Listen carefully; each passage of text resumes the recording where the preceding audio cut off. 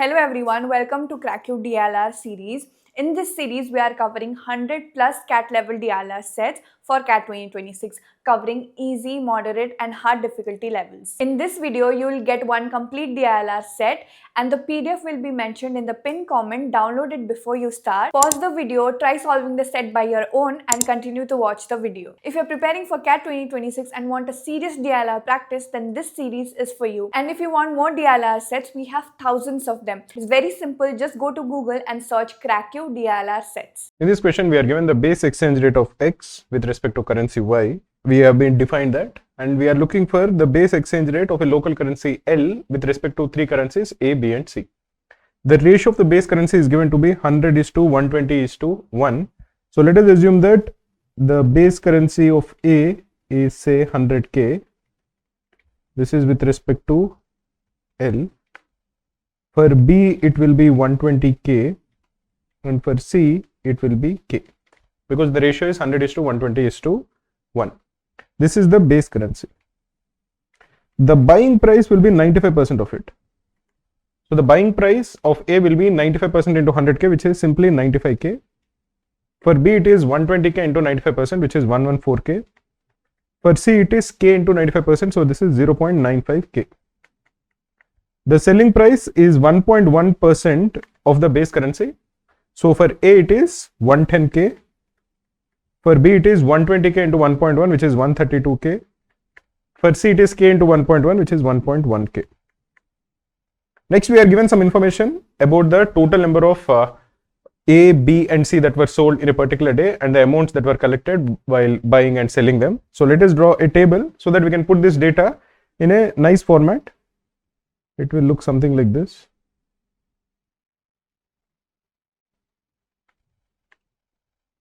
This is for A, this is for B and this is for C. This is bought and this is sold. This also is bought and sold. You might be wondering why I wrote bought and sold twice. The first two represent the number of A and B that are sold, and the second one represents the amount that was bought and sold. Look at the information that is given. The amount of L that was used to buy C is equal to the amount of L that was received by selling C. So if you assume that this is P, this also is P. The amounts of L used by the outlet to buy A and B are in the ratio of 5:3. So if this is 5x, this will be 3x. The amounts of L the outlet received from the sales of A and B are in the ratio of 5:9. So if this is 5y, this will be 9y. We are told that the outlet received 88,000 units of L on selling A during the day. This would imply that 5y that we described in the earlier point is equal to 88,000. So the value of y is 88,000 divided by 5, which is equal to 17600. Therefore, the value of 9y is equal to 17600 into 9. What is 176 into 9? This is 1760 minus 176. This is 4. This is 8. This is 5 and this is 1. So this becomes 158400. This we can represent it over here.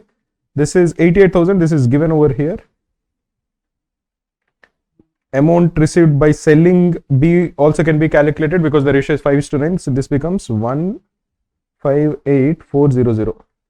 This would tell us the amount of A that was actually bought, this one over here. Because we know the selling price of A, that is 110K and that of B is 132K. So this becomes equal to, this one is 88,000 divided by 110K. This is 800 by K. And what is the amount of B that was sold? It is 158400 divided by the selling price of B, which is 132K. This is 1584 divided by 132 can be calculated. I think this is 132 into 12. So this becomes 1200 by K. Now we are given some information about the starting number of units of A, B and C and the ending number of units of A, B and C. The one thing that you'll realize is that the starting units of A is 2500, the ending units of A is 3300. So the number of units of A that were actually bought is 800 more than the number that was sold. So here the number that was bought is 800 plus 800 by K. And the number of units of B that were there at the start is equal to the number of units of B that was there at the end. So the number of units that was bought is equal to the number of units that was sold. So this will be 1200 by K. Why are we writing this? Because now we can calculate the value of K. How can we calculate it? Because we know the number of units of A and B that were bought in terms of K. We know the buying price of A and B. So we can get the total amount received when you buy A, and basically the total amount of money that was spent to buy A, the total amount of money that was spent to buy B, and then you will get the ratio of K. You will get the value of K. What we mean is 800 plus 800 by K is the number of units of A that were bought. Into the buying price of A is 95K. Divided by the number of units of B that were bought is 1200 by K. Into the buying price of B is 114K. This ratio we are told is 5:3.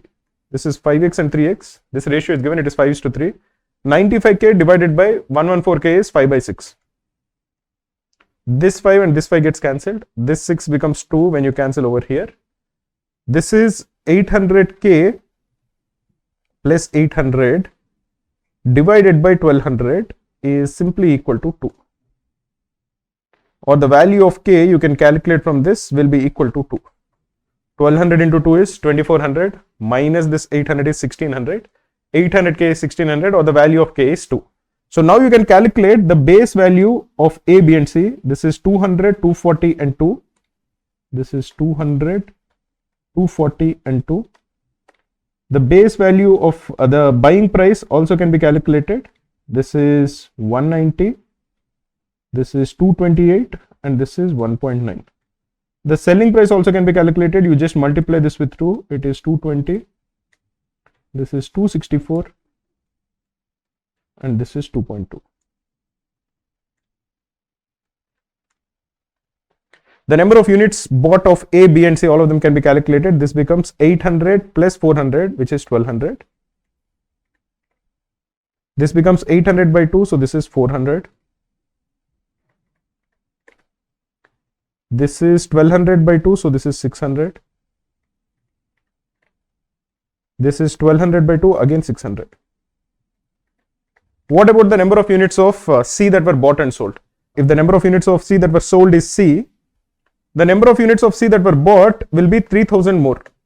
Because at the start of the day we had 48,000 units of C. At the end of the day we had 51,000 units of C. So this will be C plus 3000. But the amount of money that was spent to buy C is equal to the amount of money that was received by selling C.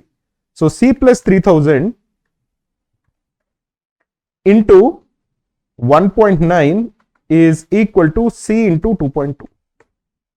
You can simplify this. This is 0.3 C is equal to 1.9 into 3000.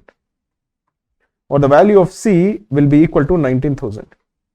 So the number of units of C that were sold is 19,000.